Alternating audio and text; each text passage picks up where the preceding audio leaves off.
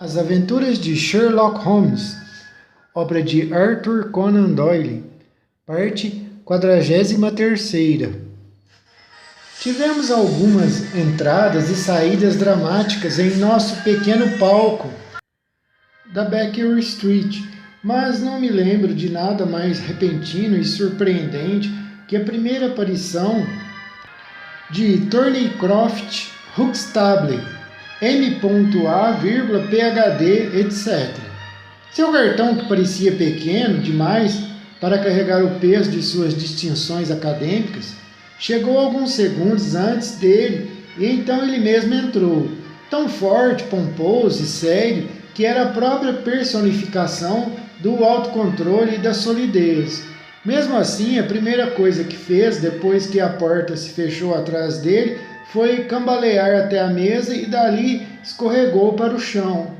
E lá estava aquela figura majestosa, prostrada e inconsciente sobre nosso tapete de pele de urso. Nós nos levantamos e por alguns instantes olhamos com silenciosa surpresa para aquele pesado monte de ruínas que revelava alguma tempestade repentina e fatal lá longe, no oceano da vida. Então Holmes veio com uma almofada para sua cabeça e eu com um brande para os seus lábios. O rosto branco e abatido estava marcado por linhas de preocupação. As bolsas salientes sobre os olhos fechados eram cor de chumbo. Os cantos da boca estavam caídos, o queixo roliço por barbear. O colarinho e a camisa mostravam a sujeira de uma viagem longa e o cabelo eriçava-se, despenteado na cabeça bem formada. Era um homem cruelmente ferido que jazia à nossa frente. — O que é isso, Watson? Perguntou Holmes. — Holmes, me parece exaustão.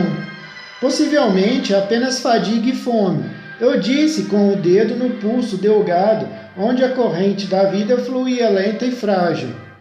Passagem de volta de Mackleton, no norte da Inglaterra, disse Holmes, tirando-a do bolso do relógio. Ainda não é meio-dia. Com certeza ele gosta de chegar mais cedo. As pálpebras franzidas começaram a tremer e agora um par de olhos cinzentos, inexpressivos, estava olhando para nós dois. Um momento depois, o homem se levantou com dificuldade, o rosto rubro de vergonha. — Perdoe-me esta fraqueza, Sr. Holmes. Tenho estado um pouco sobrecarregado.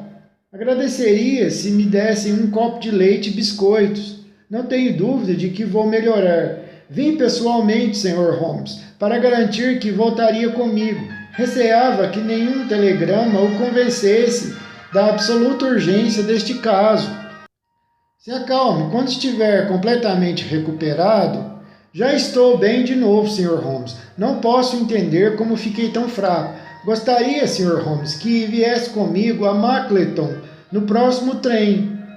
Meu amigo balançou a cabeça. Meu colega, Dr. Watson, poderia lhe dizer que estamos muito ocupados no momento. Estou trabalhando neste caso dos documentos Ferrers e o assassinato de Abergavenny está indo a julgamento. Somente algo muito importante me tiraria de Londres no momento atual. Importante?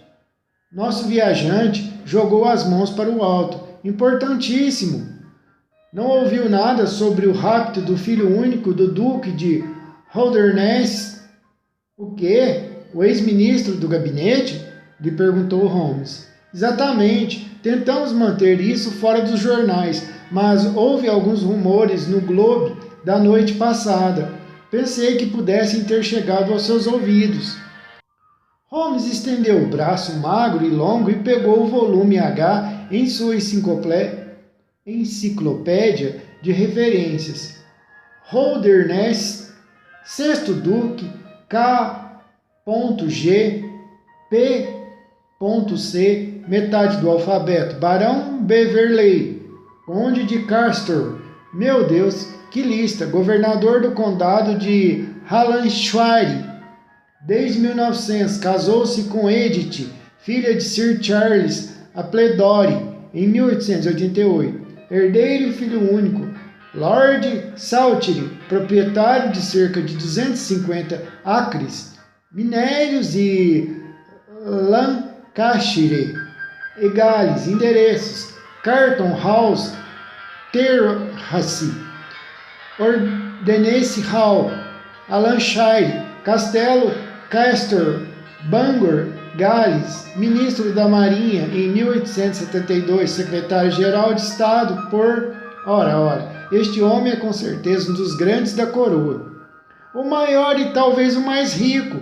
Estou sabendo, Sr. Holmes, que o senhor mantém um nível muito elevado em assuntos profissionais e que está preparado para trabalhar apenas pelo amor ao trabalho. Entretanto, posso lhe dizer que Sua Graça já me notificou que um cheque de 5.000 libras será dado à pessoa que puder dizer-lhe onde está seu filho, e outras 1.000 libras a quem puder lhe informar o nome do homem ou homens que o pegaram.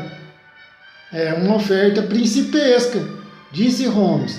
Watson, creio que devemos acompanhar o Sr. Huxtable de volta ao norte da Inglaterra. E agora, senhor?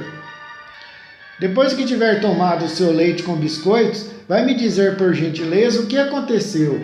Como e, finalmente, o que o Dr. Huxtable da Priory School, perto de Mackleton, tem a ver com o caso, e por que só vem 3 dias depois do acontecimento.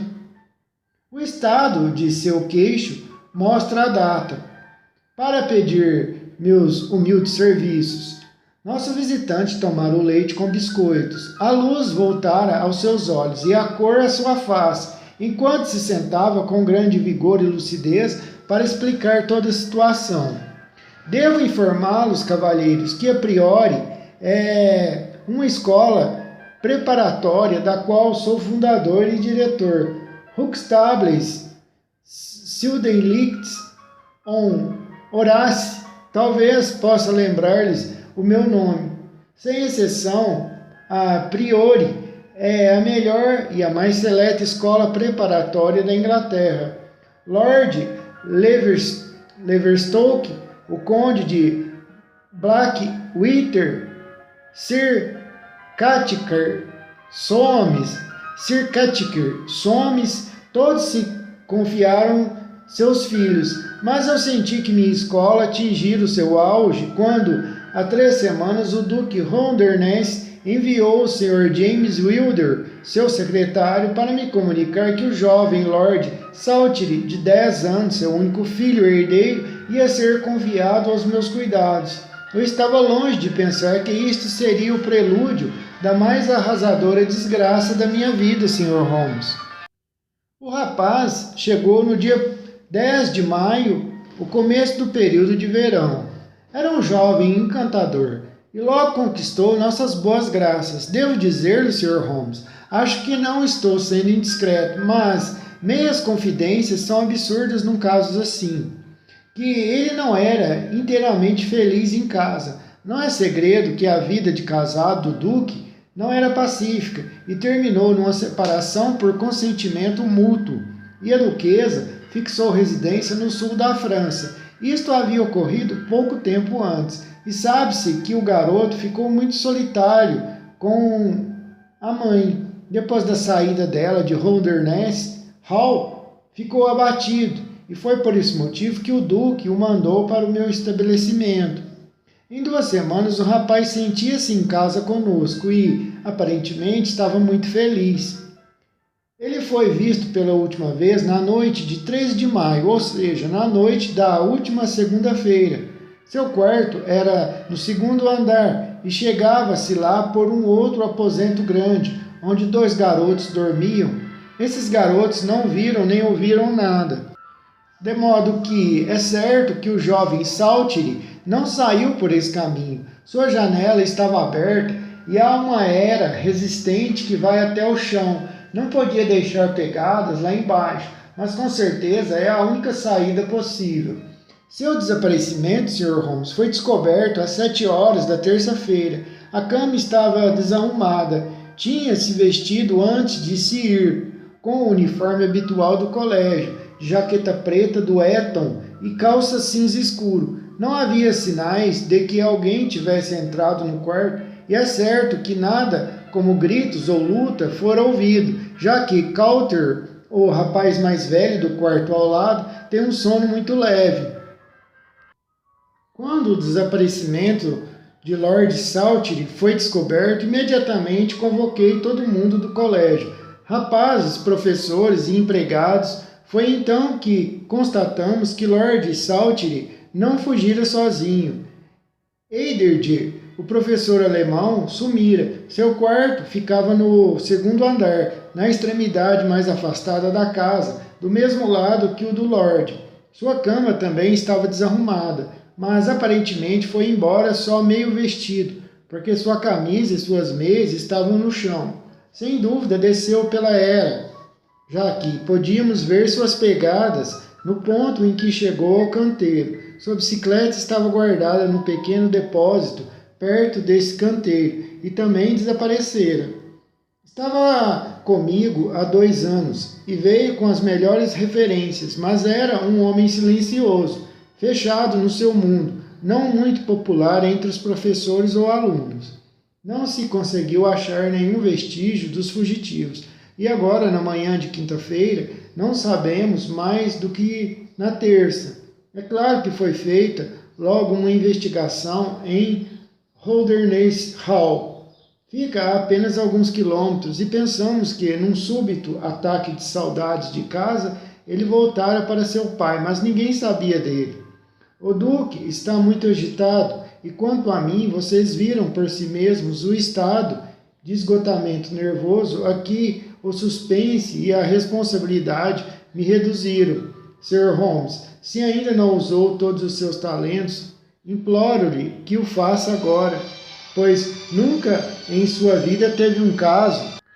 Sherlock Holmes ouvira com maior interesse o relato do infeliz diretor de escola. Suas sobrancelhas contraídas e a profunda ruga entre elas demonstravam que não precisava de nenhuma exortação para se concentrar num problema que, além dos grandes interesses envolvidos, apelava tão diretamente para seu amor às coisas complexas, incomuns. Ele puxou seu caderno de notas e escreveu 1 ou 2 lembretes. O senhor foi muito negligente por não ter vindo me procurar mais cedo, disse Holmes. Recorreu à minha investigação como uma desvantagem muito grave, disse ele ainda com seriedade. É inconcebível, por exemplo, que essa era e o canteiro não tivessem fornecido nada a um observador experiente. Não pode me censurar, Sr. Holmes. Sua Graça queria muito evitar qualquer escândalo público. Receava que a infelicidade de sua família fosse mostrada ao mundo todo. Tem um horror profundo de qualquer coisa desse tipo.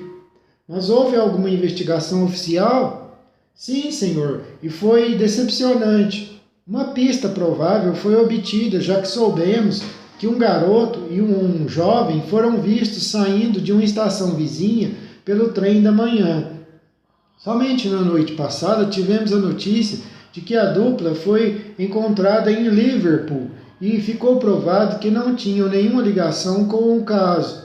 Foi então, em meu desespero e desapontamento após uma noite em claro, que vim direto ao senhor, no primeiro trem da manhã.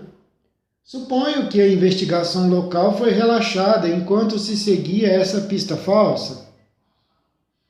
Não apenas relaxada, Sr. Holmes. A investigação foi abandonada por completo. De modo que perdemos 3 dias, o caso foi conduzido da maneira mais deplorável, falou Holmes. Também acho e concordo, senhor. Ainda assim, o problema deve ter uma solução definitiva. Ficaria muito feliz em poder encontrá-la. Pode fazer alguma ligação entre o rapaz e esse professor alemão? Nenhuma, Sr. Holmes. Ele estava na turma desse professor alemão? Não, nunca trocou uma palavra com ele, pelo que sei, ao menos. Isso certamente é muito estranho. O garoto tinha uma bicicleta? Não. Alguma outra bicicleta estava faltando? Também não. Tem certeza? Tenho absoluta, Sr. Holmes. Bem, não sugere seriamente que o alemão foi embora na calada da noite com sua bicicleta levando o garoto nos braços. Claro que não. Então qual é a sua teoria a respeito? Lhe perguntou Holmes. A bicicleta pode ter sido uma simulação, pode ter sido escondida em algum outro lugar e os dois foram embora a pé. Pode ser, mas parece uma simulação um tanto absurda, não? Existem outras bicicletas no depósito? Existem muitas. Ele não teria escondido um par se desejasse dar a impressão de que foram embora com elas?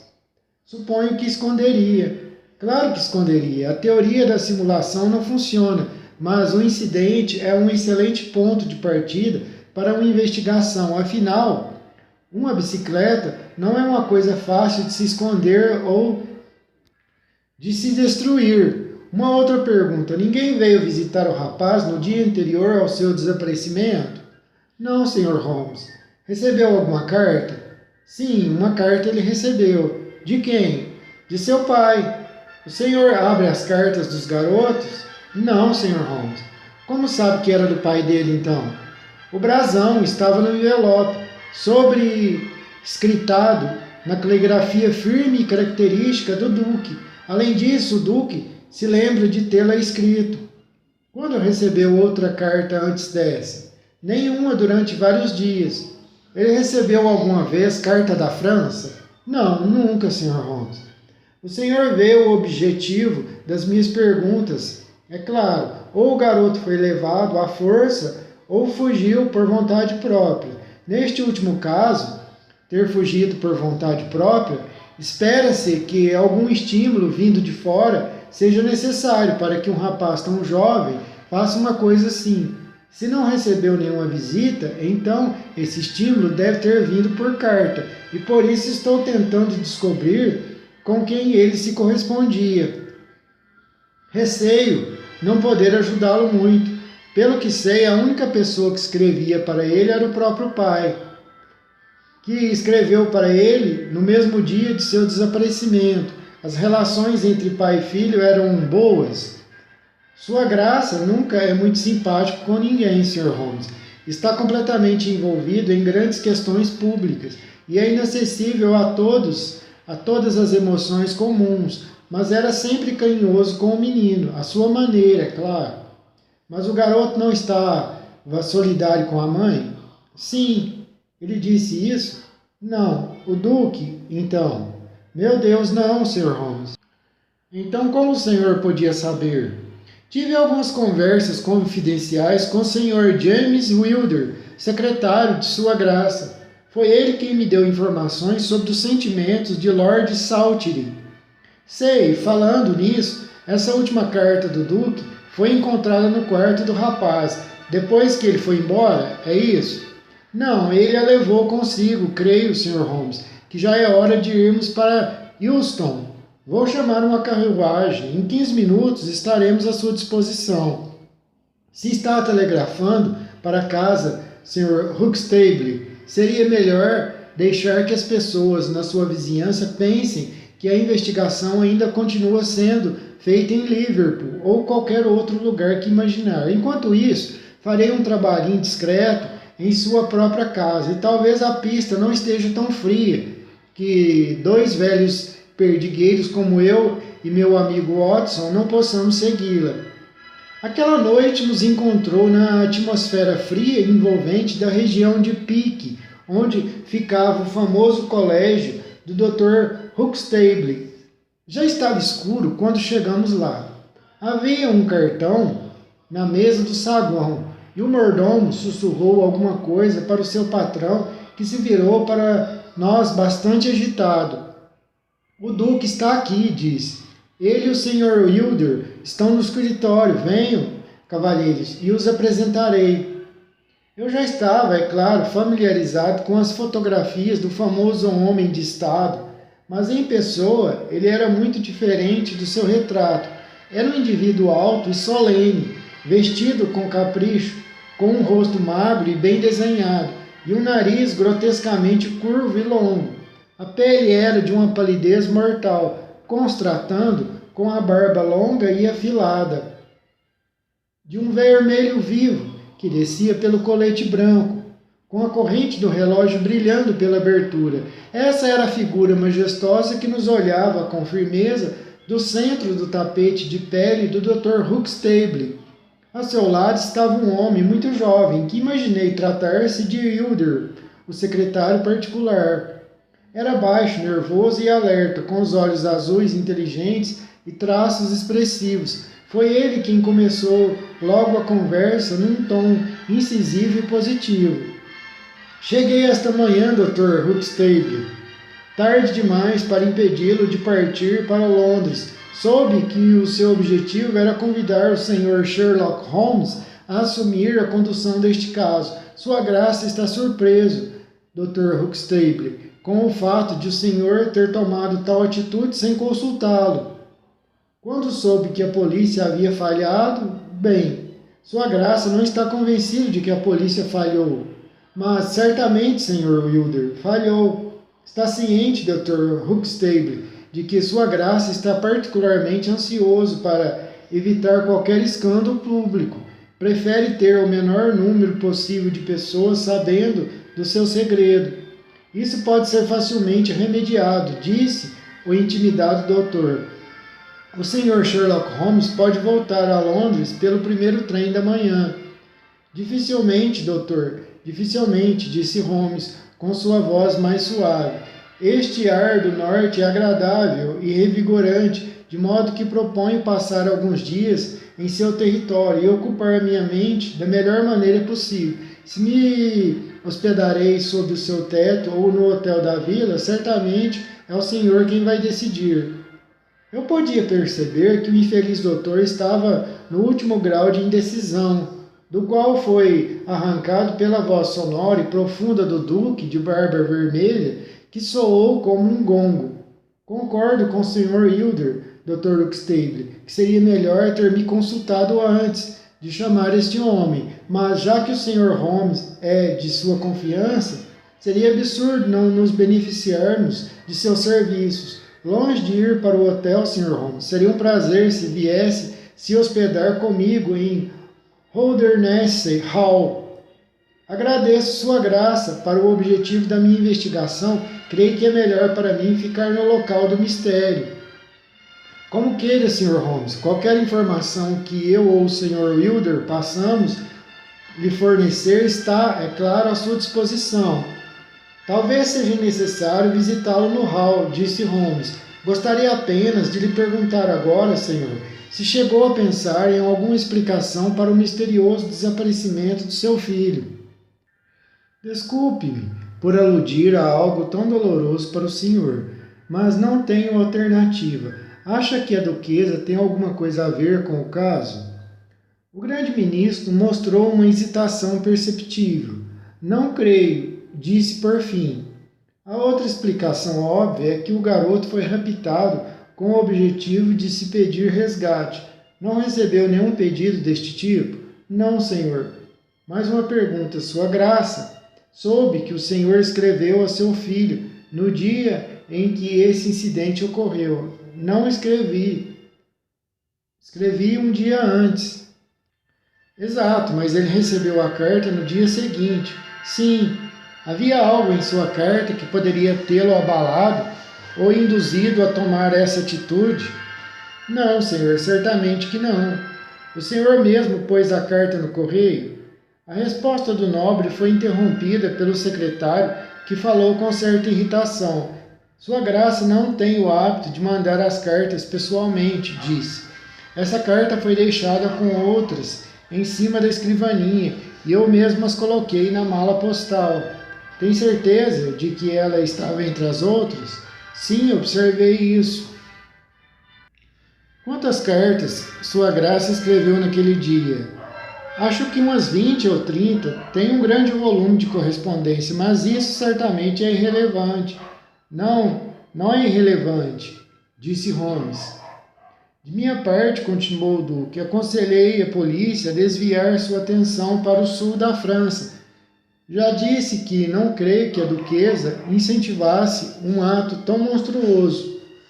Mas o rapaz tinha umas opiniões muito erradas e é possível que tenha fugido para ela, ajudado e instigado por esse alemão.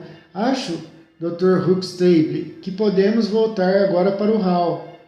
Eu podia perceber que Holmes ainda queria fazer outras perguntas, mas os modos ríspidos do nobre mostravam que a entrevista estava no fim. Era evidente que, para a natureza aristocrática, essa discussão sobre assuntos familiares íntimos com um estranho era muito desagradável e que ele temia que qualquer nova pergunta lançasse uma luz mais intensa nos recantos discretamente sombrios de sua história ducal. Depois que o nobre e seu secretário saíram, meu amigo lançou-se com uma energia típica à investigação. Os aposentos do garoto foram examinados com cuidado, o que não levou a nada, a não ser a absoluta convicção de que a única saída era pela janela. O quarto e os bens do professor alemão não forneceram outras pistas. No caso dele, a trilha na era foi provocada pelo seu peso e vimos à luz de uma lanterna a marca no canteiro onde seus pés tocaram o chão. Esta marca na grama verde curta era a única testemunha material deixada nesta inexplicável fuga noturna. Sherlock Holmes saiu da casa sozinho e só voltou depois das 23 horas. Obtiveram um grande mapa topográfico da área e o levou ao meu quarto, onde o abriu em cima da cama e depois de colocar a luz do abajur diretamente sobre o seu centro, começou a examiná-lo, apontando de vez em quando para algum lugar de interesse com a parte dianteira do seu indicador. Este caso me interessa cada vez mais, Watson, disse. Decididamente existem pontos interessantes ligados a ele. Neste estágio inicial, quero que veja estas características geográficas que podem ter muito a ver com nossa investigação. Olhe este mapa. Este quadro escuro é a Priori School. Colocarei um ponto sobre ele. Agora esta linha é a estrada principal. Veja que depois do colégio ela vai para leste e para oeste, e também que não existem estradas secundárias por mais de 1 quilômetro, nos dois sentidos. Se esses dois foram embora pela estrada, foi por esta estrada. Exatamente. Por um acaso feliz e singular, podemos verificar até certo ponto o que passou por esta estrada na noite em questão. Neste lugar onde está agora meu dedo, um policial estava de guarda da meia-noite às 6 horas. É, como vê, o primeiro cruzamento para leste. Este homem diz que não se ausentou do ponto nem por 1 minuto sequer, e garante que nem o garoto nem o homem poderiam ter passado por ali sem serem vistos. Falei com o policial esta noite e me pareceu ser uma pessoa confiável. Isso fecha esta questão. Temos agora que lidar com a outra. Há uma hospedaria aqui, a Red Bull, cuja proprietária está doente. Ela chamou o médico em Mackleton, mas ele só chegou pela manhã, pois estava fora, num outro caso. O pessoal do hotel ficou alerta a noite toda, esperando a chegada dele, e um outro estava sempre de olho na estrada. Afirmaram que ninguém passou. Se o depoimento deles é verdadeiro, então podemos bloquear o oeste e também estamos em condições de afirmar que os fugitivos não usaram a estrada de maneira nenhuma. Mas e a bicicleta? Objetivei. Perfeitamente, Watson. Chegaremos já na bicicleta. Continuando nosso raciocínio, se estas pessoas não foram pela estrada, devem ter cruzado o campo para o norte ou para o sul da casa, isto é, certo. Vamos comparar um e outro. Ao sul da casa, como vê, há um terreno grande de terra arável, cortado em campos pequenos com muros de pedras entre eles. Aqui admito que uma bicicleta é impossível. Podemos descartar a ideia. Vejamos o norte do terreno. Aqui é um bosque chamado Rajet Chan e do lado mais distante há um pântano grande e ondulado. Lower Gilmour, que se estende por 10 quilômetros e se eleva gradualmente. Aqui, num lado dessa região isolada, está Holdernesse Hall, a pouco mais de 10 quilômetros pela estrada, mas a apenas 6 pelo pântano. É uma planície particularmente desolada. Alguns fazendeiros têm pequenos terrenos onde criam ovelhas e gado bovino. À exceção destes, as aves e os maçaricos são os únicos habitantes até que se chegue à estrada principal de Sherfield. Há uma igreja ali, alguns chalés e um hotel. Depois dali, os precipícios tornam-se mais íngremes. Com certeza é aqui para o norte que a nossa busca deve seguir. Mas e a bicicleta? Insisti.